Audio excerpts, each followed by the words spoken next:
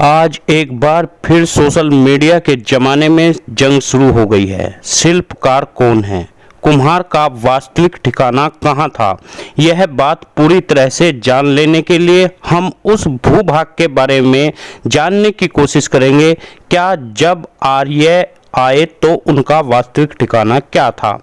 कौन सी सभ्यता है जो कुम्हार या प्रजापति दक्ष के वंशजों को इंगित करती है? आपको बता दें, दुनिया में सबसे पहले सभ्यता विकसित हुई मेसोपोटामिया की सभ्यता मानी जाती है। सबसे पहली ईसा से 3000 वर्ष पूर्व पुरातत्वविद के अनुसार मेसोपोटामिया में कुम्हार ने शिल्प कला को जन्म दिया। सबसे पहले मिट्टी का बर्तन व कच्ची ईंट यहीं पर बनी, खपरेल भी यहीं पर बनी। उसके बाद धातु से बनी बर्तन और शीशा भी यहीं पर बना। यहीं से उद्भव हुआ शिल्पकार के जीवन का, यहीं से शुरुआत हुई कुम्हार की। और जो 1000 देवी देवताओं की पूजा करते थे, मेसोपोटामिया आधुनिक समय में आजकल इराक है। इराक और ईरान उस समय आर्यन हुआ करता था। आज की सभ्यताओं से भी उन्नत सभ्यता थी इन देशों की। इस पूरी सभ्यता को उन्नत करने के पीछे कुम्हार समाज का हाथ था। कृषि व उद्योग में उनका अहम योगदान था। कुम्हार समाज का बड़ा योगदान इस सभ्यता को उन्नत करने के लिए माना गया है। उसके बाद अफगानिस्तान के रास्ते दर्रा से आर्य आए, पाकिस्तान व राजस्थान व सिंधु नदी की तलहटी में आकर बसे। आखिर मेसोपोटामिया से दर्रे के क्षेत्र से क्यों आए कुम्हार समाज के लोग शिल्पकार? एक बार फिर कुम्हार समाज ने समस्त शिल्पकारों ने सिंधु नदी के घाटी में जाकर के मोहनजोदड़ो हड़प्पा की सभ्यता को उन्नत की और वहीं पर वह सभ्यता भी बिल्कुल ऐसी ही सभ्यता बनाई जैसे मेसोपोटामिया की सभ्यता थी। पूरी तरह से विकसित और पूरी तरह से पक्के मकान होने के सबूत यहाँ पर मिले हैं। यह पुरातत्वविद ने माना कि मेसोपोटामिया की सभ्यता और सिंधु घाटी की सभ्यता दोनों एक जैसी सभ्यता है। यहाँ पर ही मिट्टी के बर्तन मिले जो मेसोपोटामिया में मिले थे, लेकिन पुरातत्वविदों ने यह भी माना कि मेसोपोटामिया की सभ्यता सिंधु घाटी की सभ्यता से बहुत प्राचीन सभ्यता है। इसका अर्थ यह है कुछ कारण रहा होगा मेसोपोटामिया में, जिस कारण भारत में आकर के शिल्पकारों ने अपना डेरा डाल दिया और सभ्यता उन्नत करने के पीछे कहीं यह लुटेरे तो नहीं जो सभ्यता को मेसोपोटामिया की खत्म कर चुके थे और वहां पर अपना कब्जा कर लिया, जिस कारण शिल्पकारों ने दर्रे से आकर के यहाँ सिंधु घाटी की सभ्यता को उन्नत किया। जब यह सभ्यता बहुत उत्पन्न हो गई, जब बहुत बड़ी सभ्यता हो गई, फिर भारत में वे ही लुटेरे आए जिन्होंने सिंधु घाटी की सभ्यताओं को खत्म किया। दुनिया में पुरातत्वविद ने यह माना कुम्हार का चाक का प्रयोग सबसे पहले मेसोपोटामिया में ही हुआ था। उसके बाद मोहनजोदड़ो में यानी सिंधु घाटी की जो सभ्यता है वह कुम्हार समाज के वहां पर बर्तन ईंट होने के सबूत मिलते हैं। सींग वाली मूर्ति का मिलना आखिर इस बात का सबूत है उस समय भी भगवान दक्ष की पूजा की जाती थी, जिसे पुरातत्वविद ने पशुपति माना। वहीं पर अगर यदि मैं कहूं तो हिंदू धर्म में केवल एक ही देवता है जिसके ऊपर सींग व बकरे का सर है, वह है प्रजापति। प्रजापति के होने के सबूत भी इस सभ्यता में मिले हैं, जिसे वहां के लोग पूजा करते थे। यही नहीं, कुम्हारों ने गणना के मौसम के अनुसार गणना की और बहुत सारी लिपियों का भी जानकारी दी। इसीलिए कुम्हार को प्रजापति की भी उपाधि दी जा सकती है, ऐसा माना गया है। ये सभी तथ्य दुनिया में कुम्हार समाज की सभ्यता का जनक माना गया है। यदि कहीं पर सभ्यता का कोई जनक है वह कुम्हार है। यही कारण है कुम्हार को प्रजापति कहा गया है। प्रजापति अर्थात जनक या निर्माता, जो आज के समय में हम उसे वैज्ञानिक भी कह सकते हैं। इस प्रकार लगातार आक्रमण पर आक्रमण होते रहे, आक्रमणकारी आते रहे और बंधक बनाते रहे, शिल्पकारों से बेगार कराने के लिए अपने साथ ले जाते रहे और पूरे भारत में कामगारों को अपने साथ ले गए, उनकी बोली लगाई गई। जैसे मेसोपोटामिया, बाबिलोनिया दुनिया और तरह तरह पर की जगह पर दास प्रथा थी, उसी प्रकार शिल्पकारों को दास बनाया गया।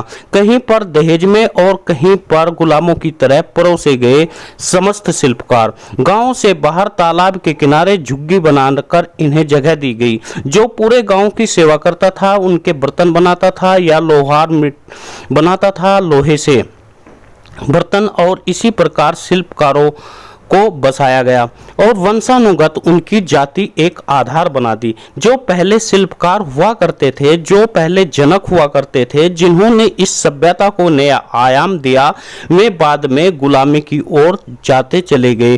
खैर, हम आपको बताने की कोशिश कर रहे हैं, प्रजापति यानी शिल्पकार का कई सौ वर्षों से राज चलता रहा, लेकिन कुछ दिनों के बाद में जिन लोगों ने मेसोपोटामिया की सभ्यता पर आक्रमण करके उस सभ्यता को छीन लिया था, उन्हीं लोगों ने सिंधु घाटी की मोहनजोदड़ो हड़प्पा की सभ्यता को तहस नहस किया और वहां से उठा करके शिल्पकारों को भारत के तमाम हिस्सों में बसाया गया। जहां जहां पर ये लोग जाते रहे, वहां वहां पर शिल्पकार भी जाता रहा और इस तरह से यह शिल्पकार राज जो भारत में चल रहा था वह पूरी तरह से खत्म हो गया। उसके बाद कुछ वर्षों के बाद में यूरेशियन लोग आए, जो यूरेशिया से भारत आए थे। यूरेशियन लोग आग जलाकर पूजा करते थे, आज भी करते हैं। ये लोग बड़े शातिर होते हैं। मैं अपने आप को सर्वश्रेष्ठ घोषित कर दिया और इनसे पहले जो आए थे उन्हें नीचा घोषित कर दिया। जो व्यापार करने लोग आए थे उन्हें उनसे नीचे घोषित कर दिया और सबसे निचले पायदान पर शिल्पकार खड़ा कर दिया, यानी शिल्पकारों को ही शूद्र कहा गया है। यह बात छुपी नहीं हुई है। चार वर्ण बनाए गए हैं, लेकिन चारों वर्ण एक दूसरे की गुलामी के ऊपर बनाते हुए गए हैं। भारत की व्यवस्था पर कब्जा कर लिया गया ब्राह्मणों द्वारा। उस समय पुराने इतिहास को बदला गया और भोजपत्रों पर लिपिबद्ध जो इतिहास था उसे खत्म कर दिया गया। यदि हम सिंधु घाटी की सभ्यता की बात करें, उसमें संस्कृत नहीं है, केवल लिपिबद्ध सभ्यता का ही उसमें ज्ञान है। उसमें संस्कृत का कोई शब्द नहीं लिखा है। तमाम गुफाओं में जहां शिल्पकला के नमूने मिलते हैं, ये सब शिल्पकार थे जो लुटेरों के डर से उस समय उन गुफाओं में छिप गए होंगे जो कि प्राकृतिक गुफाएं थी, और उन्होंने वहां पर जाकर के तरह तरह के शिल्पकला के नमूने बनाए और उन्होंने वहां पर लिपि में कुछ लिखा जो आज तक किसी की समझ में नहीं आया। यहाँ तक कि महाभारत कालीन तक भी लिपिबद्ध रहा गया। पांडुलिपि आपने सभी ने सुनी होगी, मगर जो लोग वास्तव में भारत के मूल निवासी था वह द्रविड़ कहलाया, जो शूद्र से भी नीचे माना गया था। धीरे धीरे हमें पढ़ाया गया कि हम जो पढ़ाया वो हम पढ़ते चले गए, मानसिक गुलाम बनते चले गए। मगर यदि कुम्हार की कला एक ऐसी कला है जो सदियों से पूजी जाती है, यानी ब्राह्मण ने सबसे प्रिय कला यदि मानी तो वो कुम्हार की कला को माना। आपको बता दें, कुम्हार ही एक ऐसी कला बनाता है जो हिंदू धर्म में हर जगह पूजी जाती है। जहां कुम्हार की कलाकृति पूजी जाती है, ऐसी कोई हिंदू धर्म में पूजा पद्धति नहीं है।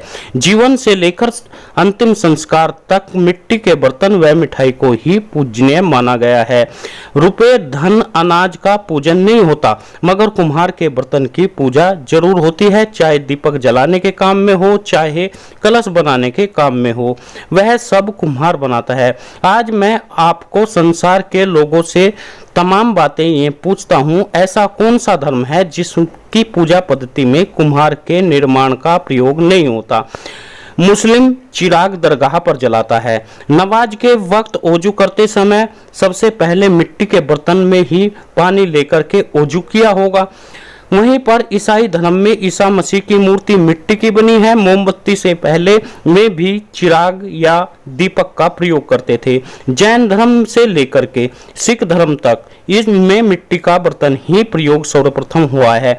फिर हम लोग यूं ही प्रजापति नहीं कहलाते। जैसे ययाति प्रजापति ने समस्त वंशों को और समस्त धर्मों को जन्म दिया, कुम्हार समाज की कलाकृति हर धर्म में अपनाई जाने वाली सामग्री बन गई।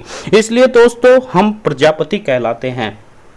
प्रजापति समाज का तात्पर्य यही है कि वह चिराग से लेकर दीवार तक कुम्हार की कलाकृति बनाई जाती है। आज यदि हम बात करते हैं प्रजापति टाइटल की, कि हम प्रजापति टाइटल हटा दें, यह हो नहीं सकता, क्योंकि यह आज दुनिया का सबसे प्रिय टाइटल बन गया है। इसलिए दोस्तों न्यूज़ चैनल को सब्सक्राइब जरूर करें।